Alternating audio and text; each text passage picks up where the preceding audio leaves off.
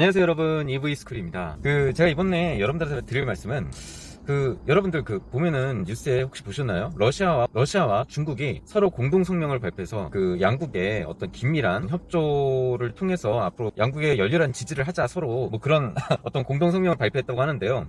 여러분들 이거 보고 뭘 느끼셨어요? 저는 솔직히 이걸 보고 제 예상이 확실히 맞아떨어져 가는구나 라는 생각을 했어요. 제가 저번에 퍼펙트 게임 방송에서 제가 이 미국이 정말 금리 인상을 하는 이유가 무엇인지에 대해서 여러분들에게 말씀드린 바 있어요. 자, 그거의 일환이라고 보면 돼요. 그거에 나타나는 이제 서서히 그런 징후가 하나 둘씩 터지고 있는 거예요. 중국도 그렇고 이제 러시아도 그렇고 본인들이 지금 미국에게 깡패짓을 하고 또 어떤 글로벌 세계 경제 질서, 글로벌 세계 안보 질서를 지금 혼란시키고 있다라는 것들을 본인들도 자각을 하는데, 이걸 이제 미국에서 못마땅하게 보고 있고, 이로 인해서 경제 대내외적으로 그리고 어떤 안보 대내외적으로 중국은 예를 들어 대만의 문제라든지 뭐 그 이전에 대만 이전의 문제, 남중국해라든지 뭐 각종 부분, 그리고 뭐 산업 스파이라든지 뭐 여러 분야에 걸쳐서 어떤 화웨이 사태라든지 여러 분야에 걸쳐서 지금 굉장한 압박을 받고 있는 상황이고, 러시아는 러시아대로 우크라이나와 전쟁을 일으키고 침략 전쟁을 일으킴으로써 유럽을 비롯한 미국 전 세계를 적으로 돌렸어요. 그래서 지금 이 두 나라의 공통점은 같은 공산주의일 뿐더러 같은 독재, 그리고 같은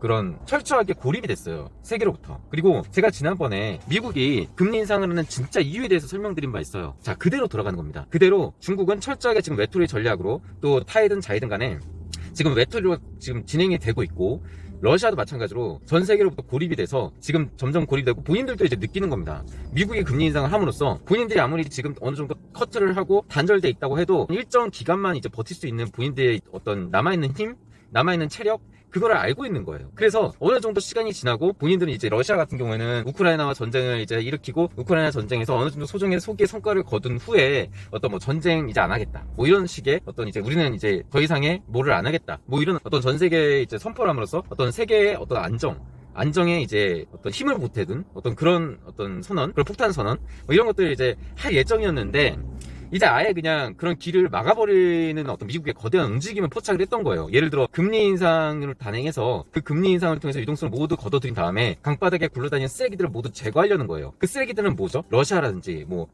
중국이라든지 커넥션이 연결되어 있는 부분, 예를 들어 뭐 중국은 생산기지, 그리고 핵심 생산 공장이라든지 세계에 없어서는 안 될 부품 공장, 뭐 여러 가지 이제 생산함에 필요한 원자재, 뭐 각종 그런 것들을 커팅 시키려고 그러는 거고, 러시아는 러시아대로 에너지 부분, 천연가스라든지 이런 데 의존한 부분을 커팅 시키려는 거예요. 커팅 시켜서 다른 데에 배분하고, 다른 데에 의존하고, 다른 데로 대체를 하고, 그런 과정을 하려는 움직임을 러시아와 중국은 이미 포착을 한 거예요. 그래서 포착을 해서 지금 발등에 사실은 불이 떨어졌어요. 서로 이제 서로 간에 이제 서로 잘 보살펴주고, 서로 지지해서 우리끼리 좀 많이 서로를 같은 처지에 챙겨주자, 미국과 대응하고 패권을 다투는 입장에서 우리들이 힘을 합쳐서 미국에 대응하자라고 지금 하고 있는데, 이제 그게 안 된다는 거예요. 그렇게 해도 소용이 없다라는 얘기죠. 왜냐면은 지금 두 나라 모두 어려운 상황이에요, 이미. 그리고 글로벌 경제 속에서 그래도 그 두 나라에 어느 정도 지금까지 역사적으로 끌려다녔던 부분이 없잖아 있어요. 예를 들어서 우리나라의 어떤 중국 경제 의존도라든지 뭐 이런 거, 그리고 큰 소비 시장이기 때문에 유럽의 어떤 독일 차를 되게 많이 팔았잖아요, 중국에. 그런 것처럼 소비 시장으로서 한 축이었기 때문에 그거를 무시하지 못했던 거예요, 중국의 어떤 힘을. 그런 부분이 있었고, 러시아도 러시아대로 유럽으로 천연가스를 연결하는 에너지 공급원이 되었었고, 러시아 역시도 어떤 중요한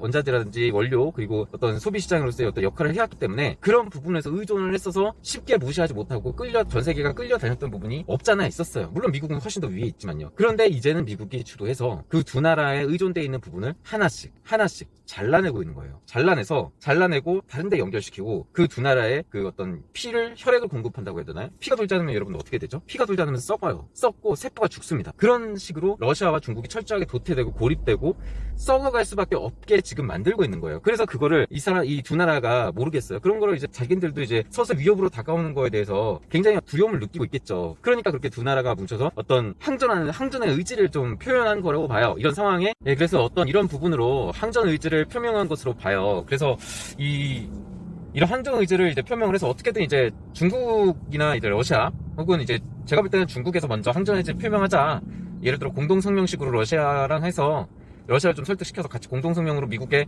대항하자라는 식으로 이제 이 메시지를 보내야 된다라고 생각한 것 같아요.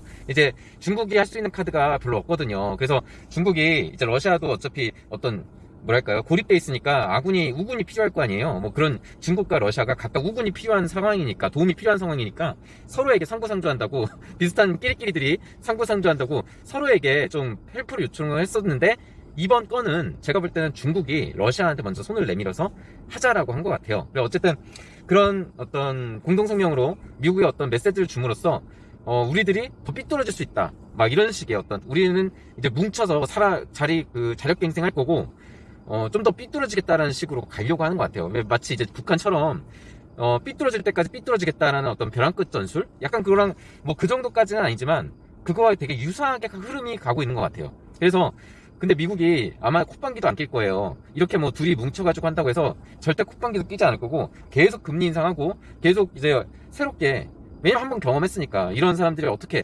어떤 체제는 다르지만 자유무역 경제에 있어서 하나의 국가로서의 책임을 다할 것이라고 미국은 믿었는데, 그 믿음을 러시아랑 그리고 중국이 배신했잖아요. 그러니까 가만두지 않을 거예요. 가만두지 않고 계속 금리 인상해서, 그리고 옥죄고 글로벌 체인을 재구축해서 러시아와 중국이 그 존재감이 없는 나라로 만들어 버릴 거예요.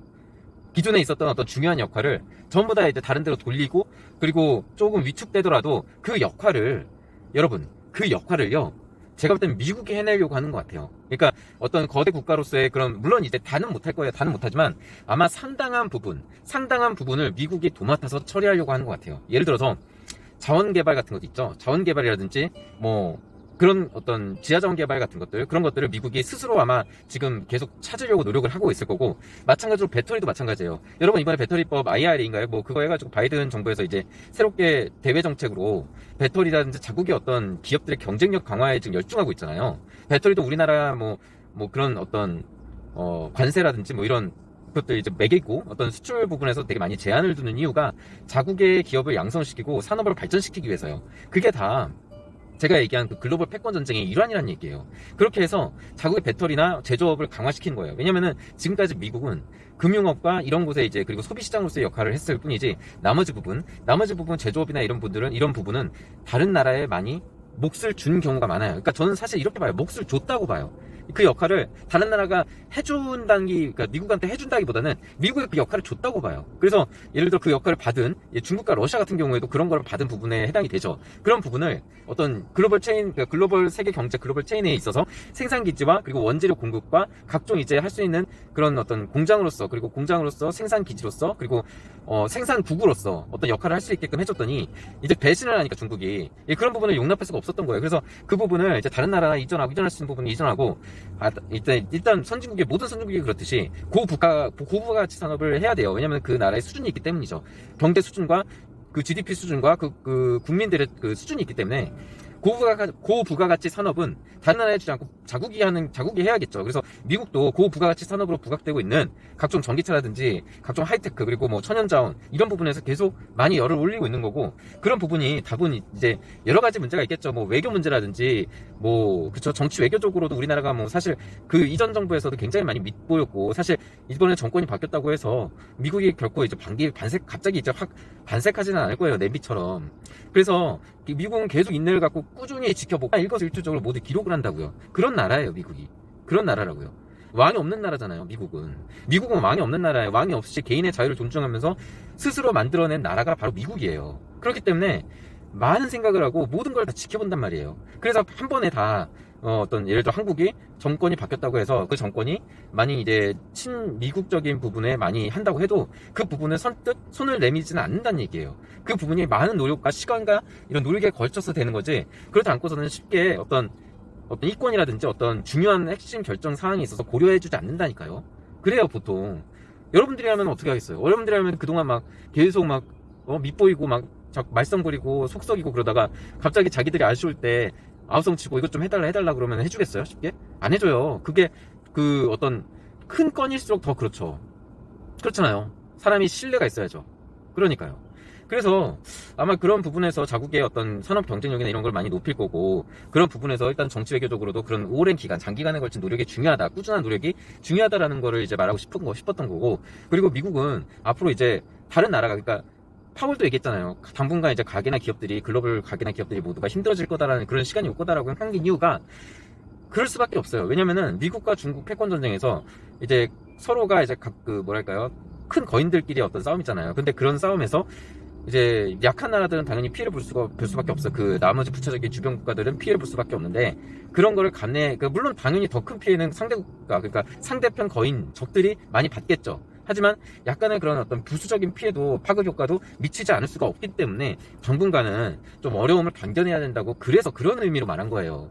따라서 지금 있는 미국의 금리 인상은 절대로 멈추지 않을 거라고 제가 지난 시간에도 얘기했습니다. 절대로 쉽게 멈추지 않을 거예요. 물가가 잡히더라도 쉽사리 멈추지 않을 거예요. 경제를 안정이 좀 더 지켜봐야 된다라는 식으로 해서 모니터링 해야 된다. 그리고 경계를 늦춰서는 안 된다라는 식으로 해서 경각심을 계속 유지할 겁니다.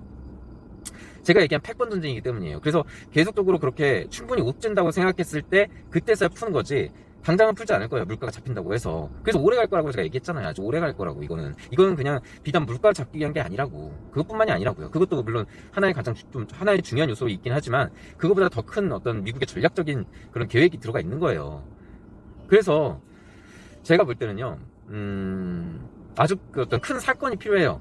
이런 어떤 경기나 이런 경기 국면, 세계의 경기 국면이 전환되기 위해서는 아주 큰 사건이 있어야 돼요. 예를 들어서 우크라이나 전쟁에서 러시아와 우크라이나 전쟁에서 러시아가 패퇴하고 돌아가고 어떤 협정, 어떤 세계와 글로벌 어떤 유럽 대표국과 뭐 미국 대표국이라든지 이렇게 서약, 우크라이나 뭐 당사국과 어떤 협정, 이런 것들이 국가적으로 서면으로 맺어지는 어떤 큰 계기가, 그런 정도의 큰 계기가 있어야 돼요.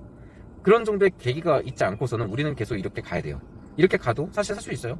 좀 힘들어질 뿐이에요. 그래서 이렇게 가면서 아마 그런 어떤 글로벌 체인을 재구축하려는 미국의 의도가 있다는 거예요. 그래서 제가 지난 시간에 퍼펙트 게임에서도 말씀드렸잖아요. 이게 지금 2편이에요. 그 퍼펙트 게임을 보시면 제가 그런 의도가 있을 거라고 얘기를 했는데, 그 의도가 이제 최근에 있었던 어제인가요? 그 중국과 러시아의 미국에 항전하는 공동 성명, 서로끼리 똘똘 뭉치겠다라는 공동 성명을 통해서 조금 더 확실히 굳어졌어요. 그래서 제가 볼 때 확실히 이 국면은요, 물가가 잡힌다고 해서 미국의 금리 인상을 멈추지 않아요. 계속 갈 겁니다. 계속. 아까 제가 얘기한 대로 수위 조절은 있을 수 있어요. 뭐 자이언트 스텝으로 하던 거 울트라 스텝으로 할 수도 있고, 울트라 스텝으로 하던 거 뭐 자이언트 스텝으로 갈 수도 있고, 어떤 빅 스텝까지도 가능하고, 이런 식으로 어떤 수위 조절은 있을 수 있으나 그 기조는 변함이 없다라는 거예요. 꾸준히 갈 겁니다. 왜냐면은 유동성을 더욱더 말려야 그 어떤 쓰레기들, 그러니까 그 악성 종양들을 도려낼 수가 있어요. 그 도려내기 위해서 지금 하는 거기 때문에 조금 힘들어도 견디셔야 되고, 빚을 가지고 있으신 분들은 무조건 빨리 어떻게든 급급급 초급매로 빨리 처분을 하시라는 거예요. 빚부터 빨리 청산해야 돼요. 여러분 살고 봐야 될 거 아니에요. 일단 살고 봐야 돼요. 자산 증치 읽어보고 일단은 빚을 빨리 청산하셔가지고 여러분들의 인생을 그래도 조금이라도 덜 불행하게 만들어야 될 거 아니에요. 빚이 있으신 분들, 특히 영끌 큰 금액, 본인의 어떤 좀 분에 넘치는 어떤 큰 금액으로 대출을 끼신 분들은 빨리 빚 변제부터 하세요. 그리고 앞으로 제가 좀 전에 얘기한 대로 앞으로는 절대로 금리를 낮추거나 혹은 완화 국면이나 뭐 유동성을 넓히는 국면이나 뭐 경제가 좋아졌다라고 호황인 국면이나 이런 거는 제가 얘기한 대로 아주 큰 사건이 있어야 돼요. 아주 큰 사건이 터져야 가능한 얘기니까, 그 전까지, 그러니까 없다고 생각하세요. 아예 없다고 생각하세요. 앞으로 금리 인상 계속 심해질 거니까 내가 거기에 대비해서 계획을 세워야겠다고 본인 포트폴리오를 만드셔야지, 지금 조금 2, 3년 후에 자기 할 것이다 쉽게 생각하지 마세요. 아주 큰 사건이 필요해요. 제가 얘기한 대로 이 금리 인상은요, 절대로 물가뿐만이 아니라 글로벌 패권, 국제 관계에 있어서 매우 중요한 역할을, 그리고 매우 중차대한 비중을 미국은 두고 있기 때문에 절대로 국가의 존망이 걸릴 정도로 매우 큰 사건이기 때문에 이걸 쉽사리 완화하거나 이걸 쉽사리 후퇴하거나 처리하거나 그러지 않을 거예요. 그러니까 여러분들 각오하셔야 됩니다. 거기에 따라서 거기에 맞춰서 준비를 하셔야지 살아남을 수 있어요. 일단 빚부터 빨리 청산하세요. 여기까지 할게요.